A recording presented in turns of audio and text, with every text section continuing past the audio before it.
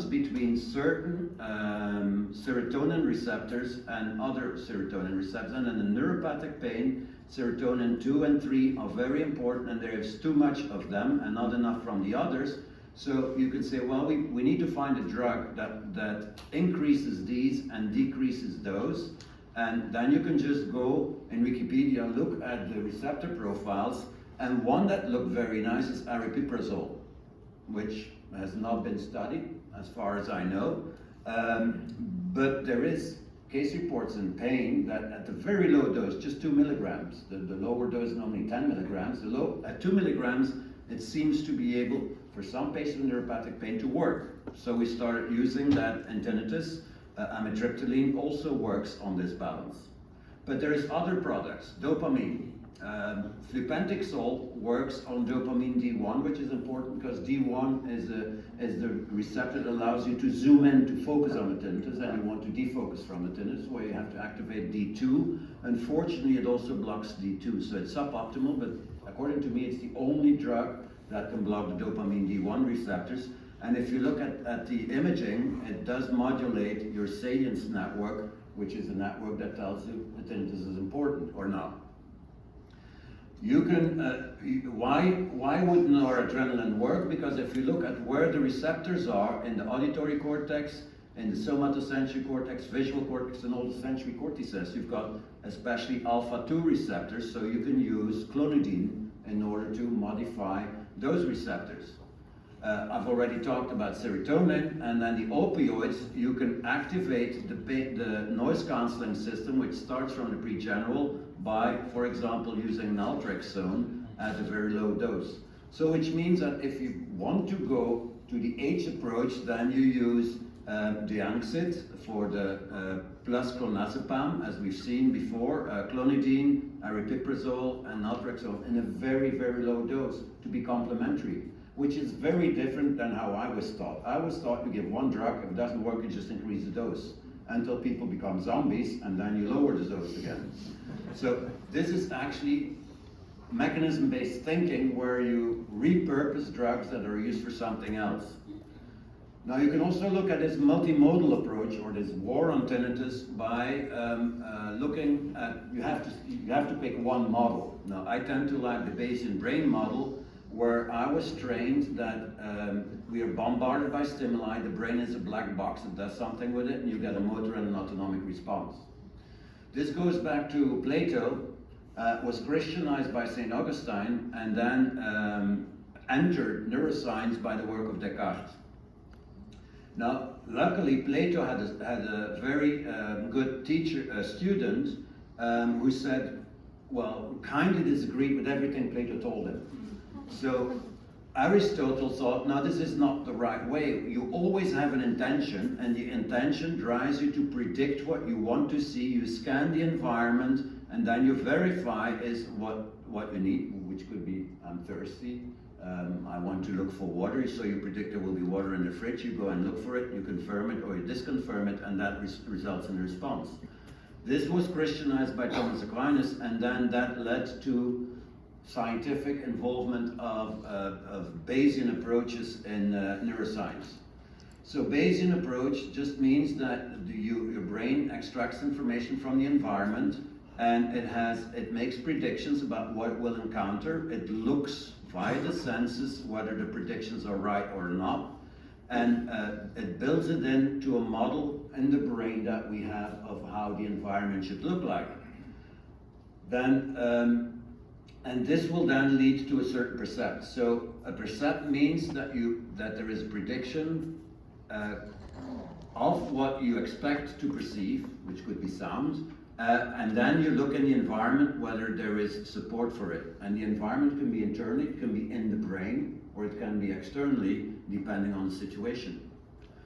Now, perception also depends on the context. And this goes back to the philosophy of Merleau-Ponty, who said that an object of perception cannot be seen in isolation because it's embedded in a context. So he gave in his book, this is a very simple example. These two lines are equally long, but the context is different, and this line looks longer than that, or this dot looks smaller than that dot because the context is different. So how we perceive something depends on the context. and it has to be, so it exists always in relationship to to other things which gives it its meaning, whether it's big or small, etc. And it's always embodied, meaning it's always part of us. An example of context. Some people like masochistic sex, and they do feel less pain, but only in the erotic context. If they hit their finger with a hammer, it hurts as much as with all of us. But depending on the context, they feel less pain. And context is predominantly encoded in the parahippocampal area and part of our default mode network. And the parahippocampus, as nicely summarized by Sedley's group, we know is very important in processing of tinnitus. Now, how does this work? How do people like pain? Well, that is mediated so you have a lateral auditory pathway, you've got a medial pathway, and these two are controlled by a descending inhibitory pathway. So the lateral pathway encodes discriminatory components. How loud is a tinnitus perceived? What type of tinnitus is perceived? Then the medial pathway is non-specific for it's a salience network in cognitive neuroscience, and pain it's called the medial pathway, but it's the same pathway, and it goes to the medial nuclei of the thalamus, and that's where the name comes from. Goes to the anterior cingulate and the anterior insula, and this encodes the suffering associated or the distress associated with the sound, and these are balanced by the inhibitory path. So the better this works, the less sound you will hear. Now, if you look at what happened in sadomasochistic sex, then you will see that it's the inhibitory pathway is activated and the salience is also removed. But interestingly, it's controlled by the parahippocampal area. It's the contextual information that tells the other networks to become active or not. The problem, however, is we don't make one prediction at a time. We make multiple predictions at a time. If you predict, you make multiple predictions, and then you select based on your senses the fittest prediction, and that's what you will perceive. So ultimately, what happens is if you normally you select the fittest prediction based on the sampling of the environment. And if you don't know, if you can't make a decision which one is best, you will switch. For example, here with the Rubin vase, where you can either see two black faces or one white vase. You can never see both at the same time. Either you see the faces or the vase, and your brain will shift between the two just to reduce uncertainty. So how do you know what's fit? What's the fittest prediction? Well, for that, I would use abductive reasoning, which is if it looks like a duck, swims like a duck, and walks like a duck, then it's probably a duck. So how does that happen in our brain? Well, by multisensory integration. So you use all your senses, and if all the senses are congruent, it's very likely to be correct. That's what's going to be the most correct prediction. That's what we're going to select as the event. So your information will come from multiple senses. Now, I always thought that there is specific areas in the brain, the association areas that integrate, but now we know actually that every primary sensory cortex, including the auditory cortex, already integrates visual information. So for example, this is the auditory cortex, and what you see, if you give visual modulation, that will activate part of the auditory cortex, as well as for touch. So, and we know since the work of Susan Shore, that actually it even integrates already at a subcortical level. So what we have is based on the context, our brain will make multiple predictions, and based on this different senses, so auditory, somatosensory, visual, and vestibular, we look for congruence, and the one that's most congruent is the fittest prediction, and that's what we will perceive. If it goes wrong, or it can be used, for example, ventriloquism, where there is an incongruence of sound and visual information, and that's the basis of ventriloquism. Or the McGurk effect. In the McGurk effect, you hear a sound, for example, ba, but when you look at the face of the person, it should be more the facial expression of ga, and the brain will actually bring those together, and you will hear da. That's the McGurk effect, because there's incongruence between visual and auditory information. Or there is the skin parchment illusion, which is auditory somatosensory. So when you rub your hands, you can record the sound, and then you can modulate it. So if you play this back, the sound, if you play it back, but you boost the high frequencies, then people perceive the skin of their hands as dry as parchment. That's where the name comes from. Or you do the opposite. If you remove the high frequency account, then the skin is perceived as wet. So the brain will get information from multiple senses, and depending on what it thinks it has to do, it will create a different perception. But then the question is, which of multiple stimuli is going to be perceived? And that depends on a very old psychological idea of the hierarchy of needs, which goes back to Maslow in the 1940s. So the idea is that animals need to decide moment by moment which needs in order to survive and procreate to pursue, and for which they need to spend time and energy. So you've got all these competing needs at the same time. I'm thirsty. I'm thirsty. I want to go to that party. I want to study this. All these different needs. Then your brain has to select which one is the most relevant at the moment. So each competing need is linked to a certain motivation to either do something or nothing. When there is a motivation to do something, you will activate the sympathetic system. When you don't need to do anything, you'll activate your parasympathetic system. When something needs to be done, then that will trigger a noradrenergic sensory gain, meaning you want to find, you make your senses more sensitive to extract more information from the environment. So for example, when you're stressed, everything is important. That will activate your noradrenergic system. Your alpha-2 receptors become activated, and therefore you will sense. And when you sense things too much, then you perceive things that are not there, like tinnitus or sound or hallucinations. And each competing need has a different dopaminergic motivational salience, meaning to each of the needs you add a weight for how important it is. And what is most important depends on the context.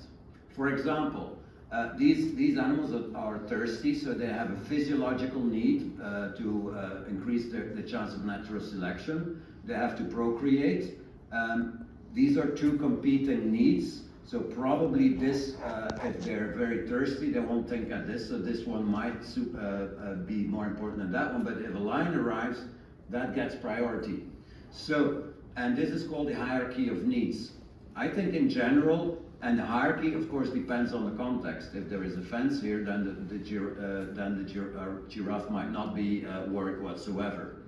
But in general, I think safety first. You want to be safe first. And when you're in stress, when there is a lot of uncertainty, then the brain will shift to better safe than sorry. But if there is no stress, then the brain might actually say no guts, no glory. Why is that important? Well, this is a study on music. And the music was made unpredictable. In red, you see, red is pleasure, blue is displeasure or suffering. The uncertainty, if the uncertainty is very low, and then a large prediction error will create a lot of pleasure. So if there's nothing happening, if you know exactly what's happening, then you want to make the biggest prediction error to learn as much as possible. So that's no guts, no glory approach. However, if there is a lot of uncertainty and you make a big prediction error, then you become fearful, or for example, you're climbing a mountain, you're walking at 8,000 meters high. If you make a wrong prediction, it might kill you, and therefore you want to reduce your prediction errors, and big prediction errors will have the opposite effect of a safe environment. If there is low uncertainty and you make a small prediction error, that's what we call boredom. You know already, well, there's nothing happening, and whatever I predict is going to happen, that's boredom. And if you have high uncertainty, so you're an experienced mountaineer, and then you make small prediction errors, you might actually even enjoy the danger of it. So, meaning that a prediction error in itself does not tell you, it depends on the context, whether you will like making mistakes or not.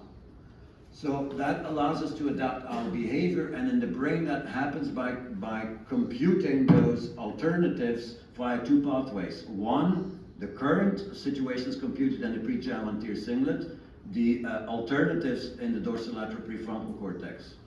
If your brain, when the reliability of the current behavior is not good, then it should switch to an alternative. And how does it do that? Well, by computing a prediction error.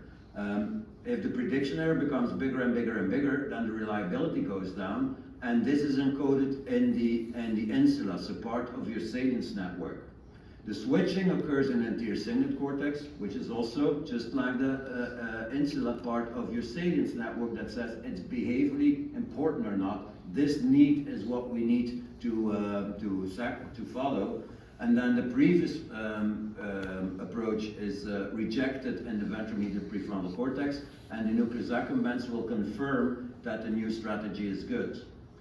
So why is that important? Well, because we can then conceive of tinnitus as a paradoxical salience attached to a sound without meaning. And so Sven has looked at EEGs of 9 patients who have zero tinnitus at a certain moment and high levels of tinnitus at another moment. We did EEGs on the moment they have zero tinnitus and on the moment that they have lots of tinnitus. And what you see is that it's the salience network that says it's important, that sends information, that increases information to the pre-general, to the noise cancelling mechanism. This is shut down and sends less theta information to the auditory cortex, and you get theta gamma activity, which then increases with loud. So basically, what does it mean? It's the salience that the brain attaches to the sound that drives the that blocks sound inhibition. And if you look at the moment where they have no tinnitus, this connection stops, and the theta becomes alpha activity that sends inhibitory activity to the auditory cortex. So basically, it just says if your brain thinks the tinnitus is so if you have hearing loss and your brain says, I don't care whether I get that information or not, you won't get tinnitus. If the brain thinks, I should, better safe than sorry, I should get that information because it might be important. And when is it important? When you're in stress. In stress, every stimulus is important. Then what will happen is that you will inhibit your this pre-channel area, which is known to become atrophic in chronic stress. So then nothing is inhibited anymore, and you have not just tinnitus, you have also pain, you have fibromyalgia-like behavior. So this hierarchy of needs is important because it determines which stimulus is perceived, not even how, which one. And this is studied already in the 50s, where Beecher was looking at patients, a soldier came back from the battlefront, and there was no correlation between the size of the wounds and the pain they felt. Actually, 70% of soldiers come back from the battlefront where they can die, will feel no pain. Because there is something more important. If you get shot through the leg, and you can't run away anymore because the pain impedes you from running away, your chances of dying are higher than if you don't feel pain and you run away on a broken leg. So this is where the hierarchy of needs becomes important. This is also, if we translate it to tinnitus, if you are in an extremely life-threatening situation, my prediction would be people would probably not perceive the tinnitus because they might want to get all the information they can extract from the environment. So which stimulus is perceived depends on the hierarchy of needs or the intention, and the context determines how a stimulus is perceived by influencing the parahippocampus and confirming this by multisensory congruence. So then the model becomes, we have an intention which is based on meta-analysis created in the dorsomedial prefrontal cortex, the context in the parahippocampus. You make multiple predictions, one in the pre-general and the other ones in the dorsolateral prefrontal. Based on multisensory congruence of the sensory areas, you will then select the most important part. And if tinnitus is very important, that's because your salience network is active, which we've showed just in the previous data. So let's translate this now to tinnitus. Let's see how we can use these concepts in the development of new treatments. When you look at tinnitus patients, what's interesting is they don't have only prediction error processing as reflected by gamma activity in the auditory cortex, which is what we already know, but also in the somatosensory cortex, the visual cortex, and the vestibular cortex, but not in the olfactory and the gustatory cortex. So this is this multisensory cortex congruence that says, yeah, there is a problem, and we all agree, which is problematic. But that also means that if we only treat the auditory cortex, we might not be sufficient. We might actually also have to change the activity in the somatosensory, visual, and vestibular cortex. Furthermore, the interaction between all these sensory cortexes is not direct. The somatosensory cortex does not communicate directly to visual, it goes via context. So all this information comes back, that creates the context that then determines, should I hear my tinnitus or not? If you go one step further and you look at effective connectivity, and you look at tinnitus and pain, it's the same model. The pre-general anterior cingulate, meaning the noise cancelling mechanism, will influence the transmission of information from the parahippocampus to the auditory cortex, and the auditory cortex will send the information back to the parahippocampus, and this is a loop that is problematic, because in pain you don't see that loop. In pain you see the loop between the somatosensory cortex and the parahippocampus. So it's this constantly updating of, I need this information from the auditory cortex to the parahippocampus and back, that then creates the tinnitus per se. So not too long ago, there was the idea, well, if you have deafferentation, then we can try and fill it in with information from the visual cortex. But I would suggest that that might not be sufficient, because also the vestibular and the somatosensory cortex have to send information. So you break the congruence that says, yes, there is a problem that needs to be solved. So how can we translate that to treatments? Based on mechanism-based evidence, not only on traditional evidence-based medicine. So we have all these different pathologies. Let's first look at the auditory system. We use hearing aids plus sound therapy. Should that be better? Then you can also go to full multimodal, where you combine different modalities into the treatment. But they have to be complementary. And otherwise, if they're not complementary, they might cancel each other out. Example is hearing aids and acoustic therapy. They don't work better than hearing aids or acoustic. And why is that? Well, depending on the model you choose, you find a different explanation.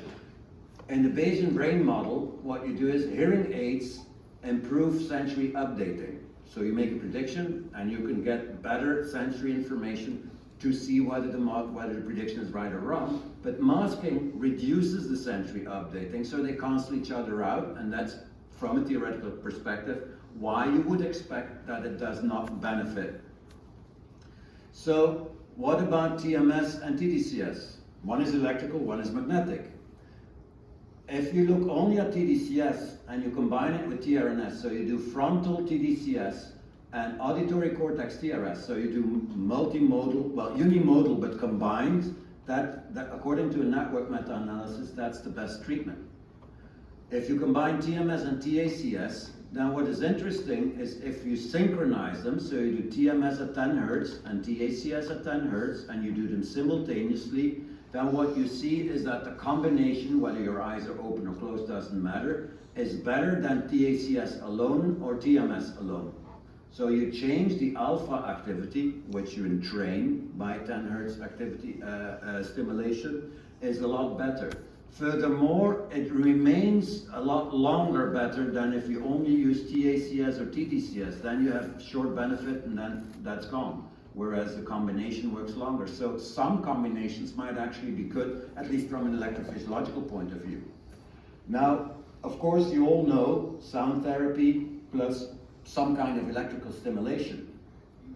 We know Susan Shore's work, we know Neuromod's work, and combined seems to be better than uncombined. But if you look, for example, at the intention to treat analysis, then you see that the TFI is really very close to getting MCID positive, and the THI is actually below. So when you read the studies, you have to be careful to see, okay, statistically significant, but does it really have a clinical true benefit?